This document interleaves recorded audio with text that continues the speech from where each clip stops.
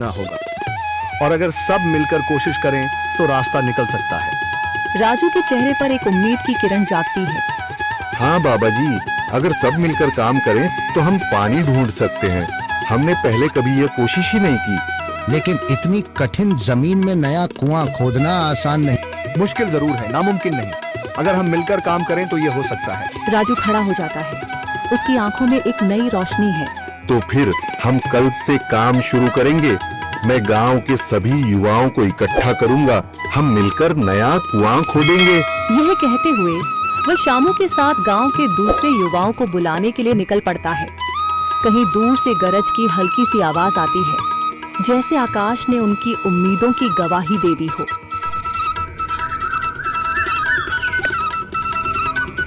अगली सुबह राजू और शामू गांव के युवाओं को इकट्ठा करने निकल पड़े। चौधरी महेश की हवेली के सामने एक भीड़ जमा है। बाबा जी, संदरी, गांव के कुछ बुजुर्ग और किसान सभी मौजूद हैं। हम हाथ पर हाथ रखकर नहीं बैठ सकते। अगर अल्लाह ने हमें हिम्मत दी है तो हमें खुद पानी के लिए मेहनत करनी होगी। हम एक नया कुआं खोदेंगे। लेकिन राजू, क्या हमें यकीन है कि वहाँ पानी मिलेगा? बेटा, पानी जमीन के अंदर होता है, बस सही जगह खोदने की जरूरत है। हमने अपने बुजुर्गों से सुना था कि पुरानी नहर के पास जमीन नरम थी, शायद वहीं पानी हो। बाबा जी सही कह रहे हैं। अगर तुम सब यह काम करने के लिए तैयार हो तो मैं अपने कुछ मजदूर भेज सकता हूँ। धन्यवाद चौधरी जी, लेकिन हम सब खुद भी मेहनत करेंगे। यह हमारे गांव के अस्तित्व की लड़ाई है। संदरी, जो अब तक चुप थी, आगे बढ़ती है। हम औरतें भी पीछे नहीं रहेंगी। हम पानी लाने की व्यवस्था करेंगी, खाना बनाएंगी, ताकि तुम सब आराम से काम कर सको। यही हिम्मत चाहिए थी संदर। पूरा गांव एक नई उम्मीद के साथ कुआं खोदने की तैयारी में जुट जाता है। दूसरी ओर कुआं खोदने का काम शुरू हो चुका है। राजू, शामू और दूसरे युवा बेलचे चलाने लगते हैं। मिट्टी बाहर निकाली जाने लगती है। तेज गर्मी के बावजूद सब पूरी हिम्मत के साथ जुटे हुए हैं। दोपहर की तेज धूप जमीन आग की तरह तप रही है। गांव के लोग लगातार कुआं खोदने में जुटे हैं। हाथ छिलने लगे हैं, माथे से पसीना बह रहा है, मगर किसी ने हार नहीं मानी। महिलाएं पानी और सत्तू लेकर आती हैं ताकि पुरुषों को कुछ राहत मिले। हमें और गहराई तक जाना होगा। अब तक सिर्फ सूखी मिट्टी और पत्थर ही निकल रहे हैं। राजू, यह बहुत कठिन काम है। अगर हमें पानी न मिला?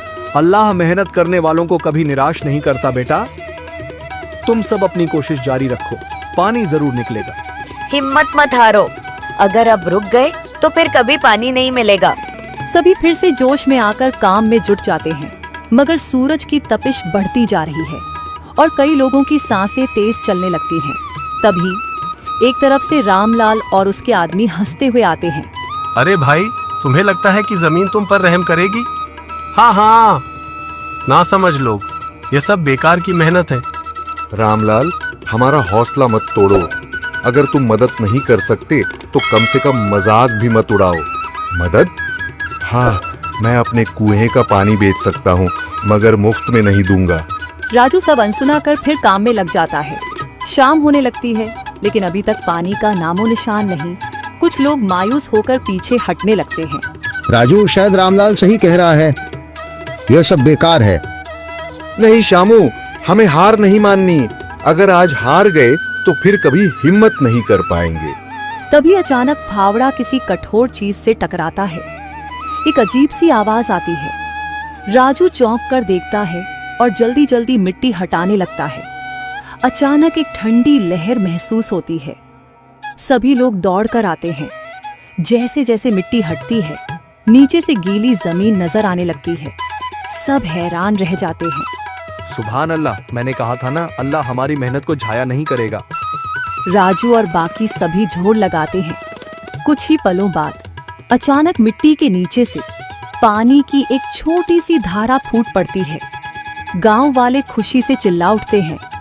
पानी पानी निकल आया। यह अल्लाह की कुदरत है रामलाल, जिस पर तुम्हें यकीन नहीं था। पूरा गांव आनंद से झूम उठता है। लोग एक दूसरे को बधाइयां देते हैं। औरतें दुआ करने लगती हैं। कुछ दिन बीत चुके हैं। गांव वाले नए कुएं से पानी भर रहे हैं, खेतों को सींच रहे हैं और जिंदगी फिर से पटरी पर लौट रही है। मगर रामलाल अब भी अपनी